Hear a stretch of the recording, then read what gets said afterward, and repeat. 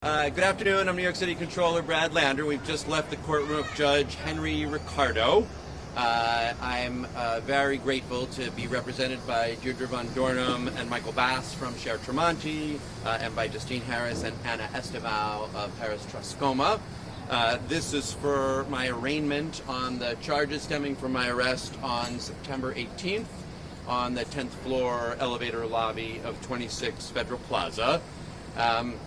And after a reading of my rights, I pleaded not guilty on the charge because the crime was not us sitting on the floor of the 10th floor elevator lobby.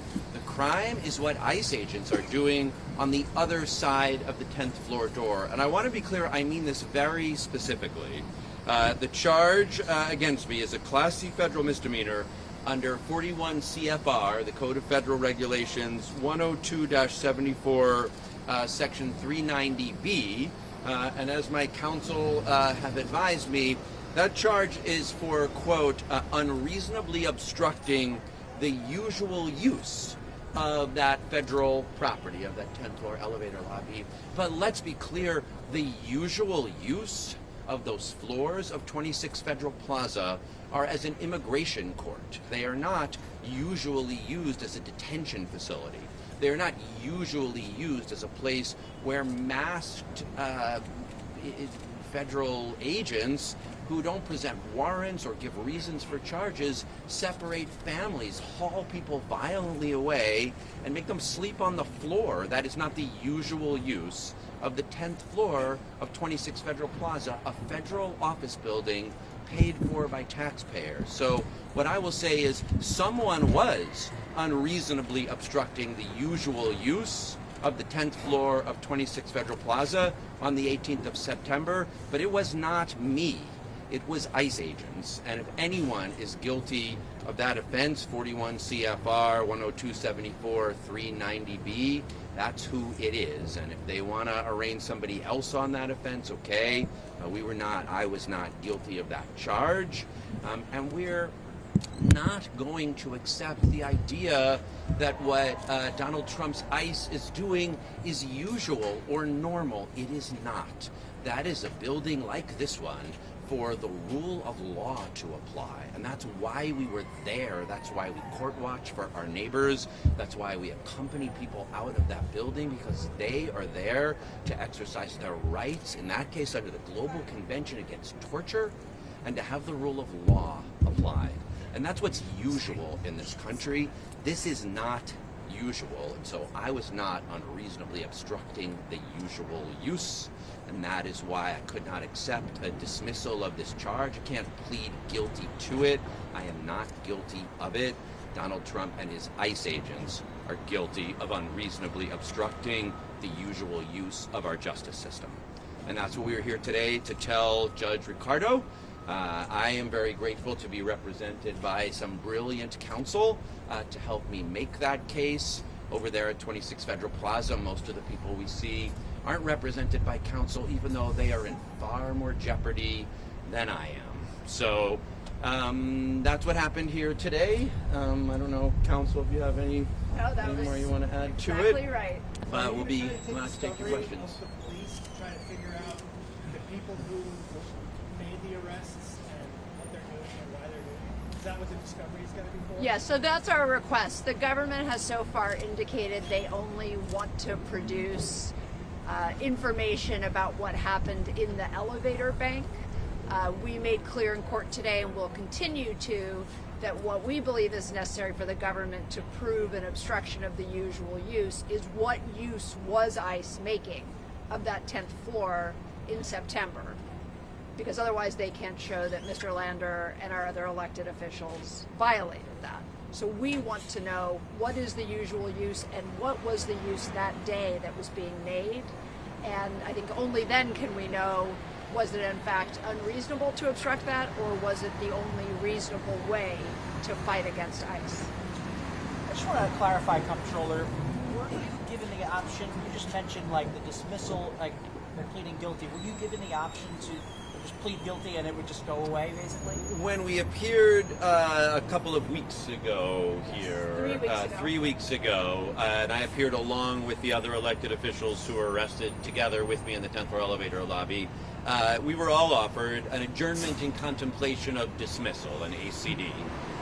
And the state legislators who, were with me that day and whom I have enormous respect for, they have a session beginning in January, and they accepted the ACD so that they could go to Albany and do their job representing the people.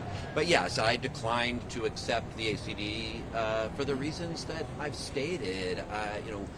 We were not committing a crime. ICE is committing the crime that we're charged of. And I think it's critical to insist that we're not going to allow what ICE is doing at 26 Federal Plaza to become normalized. We wanted to see it. We wanted to expose it. We wanted to make it public. We wanted to insist that it's not the usual use of that building, and that's why I'm taking the case to trial. Off-topic question.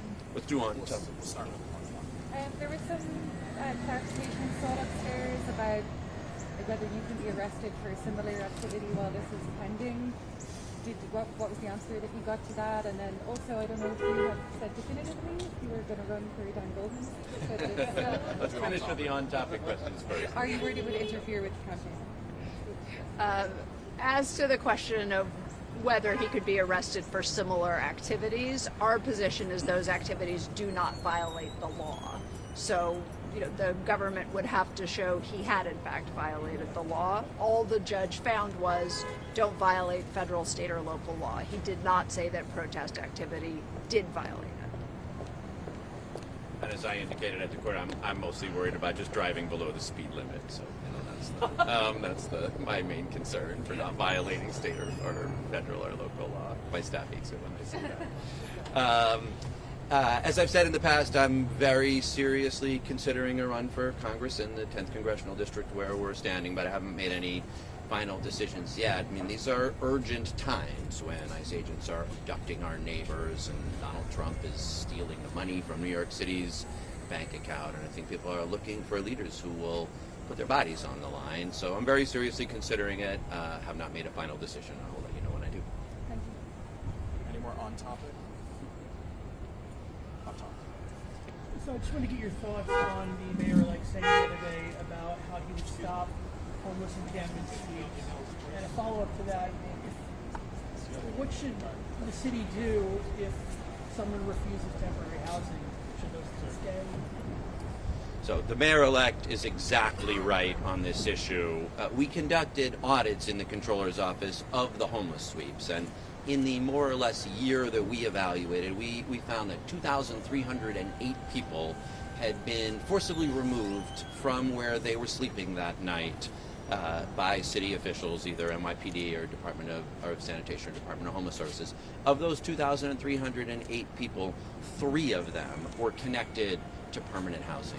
The vast majority just moved somewhere else that night. They didn't get any help. They didn't go to shelter. As I recall, 100 and some odd out of the 2,300 went to shelter for even one night, and almost none of them were connected to housing. The homeless sweeps are not connecting people to housing and services. They're simply moving people from place to place, taking their stuff. It is a waste of taxpayer dollars. In that report, we outlined recommendations for what it would be to actually give people services, to offer them a path to housing, to build relationships with them by the things that social service agencies do. Give them socks, give them, warm clothes. So we recommended that the sweeps be ended, and I'm going to count this as the first recommendation from the Comptroller's office that the Adams administration ignored, but that the Mamdani administration is taking, and I'm thrilled to hear it. In regards to the encampments, though, what should the city do with those tents? Should they disband? Well, there's a few things to say here. First, what works is a different approach than the Adams administration is taking. When you use a sweeps approach, you break the trust down. We're often talking about folks who need some trust built, some relationships developed before they're ready to come inside. And social service organizations know how to do that. If you use this model we recommended of housing first, where you say to people, If you want a night in shelter, we can get you in shelter. If you don't want shelter, but you want a pathway to permanent housing because that's what you need, let's talk about it and start working on it. It works 70 to 90% of the time all around the country to get people off the streets and stably housed. So that's the model that works. What doesn't work is this homeless sweeps. Now, in terms of whether an encampment is violating rules or not, it depends whether there are tents up, it depends where they are. In many cases, though, what we found was they weren't violating any rules. They were simply being forcibly displaced because that was what the policy of the Adams administration was. So, look, if people are violating the law, violating a rule, that's a different question. That is not what we found the sweeps doing. And if you look at what the Adams administration says the purpose of the sweeps is, they say the purpose is to connect people to housing and services. It does not work. It's a waste of taxpayer money.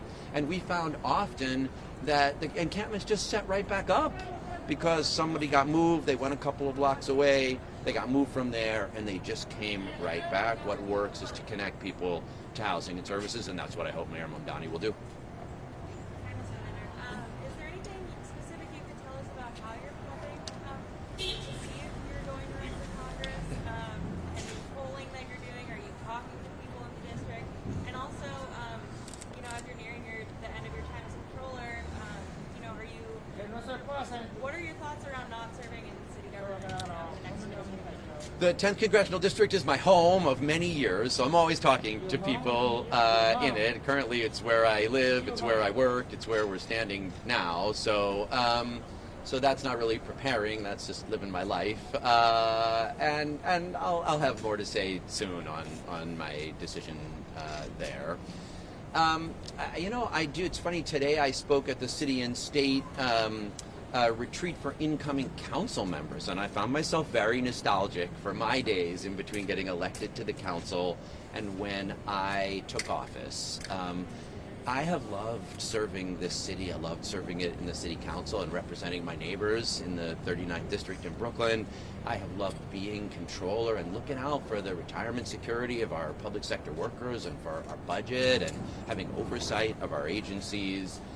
16 years of my life representing the people of New York City in all kinds of ways. So I feel really proud of it. But it's a stewardship job, controller especially. You're hanging on to that retirement security to pass it along. A first-year teacher or a rookie cop who started this year, hopefully they serve for 25 years and then they'll retire, and they need their retirement 25 or 30 years more, decades out, we're talking. So you inherit that job from your predecessor, you do it the best you can for the years you have it, and you aim to hand it off better to the next person. And I feel very optimistic about those new council members coming in today and about Controller-elect Levine and Mayor-elect Mamdani. So I do feel, some nostalgia, emotion about that service, but I really, especially at these dark times nationally, feel very hopeful and optimistic for the city. Thanks, everyone. Appreciate you all. Oh, yep. Sorry, go ahead. I apologize, I was late. Emily Sullivan, York Law Journal. I had a couple of questions. On the legal issues? On the both. You previously indicated that you intend to take this case to trial. That's still the case? Yes. I was wondering, given the lack of docket, my understanding is that this is a very rare circumstance that hasn't happened for maybe 40 years. Will the defense team please share copies of your submissions with the Certainly, if we're allowed to by the court, we will. Of course, the media can also request public access to the filings, but if we have the court's permission, of course. Okay. And then, sorry, just for me, this is not going to be understanding. I don't understand how to describe how you were charged. Is it a summons? Is it a notice? What is it actually? What is correct? We received a ticket for a Class C federal misdemeanor, also referred to as a petty misdemeanor. Petty offense, excuse me. All right, thank you very much. All right. Thank you. Regular clinical like me, very offensive. All right, thank you. What's the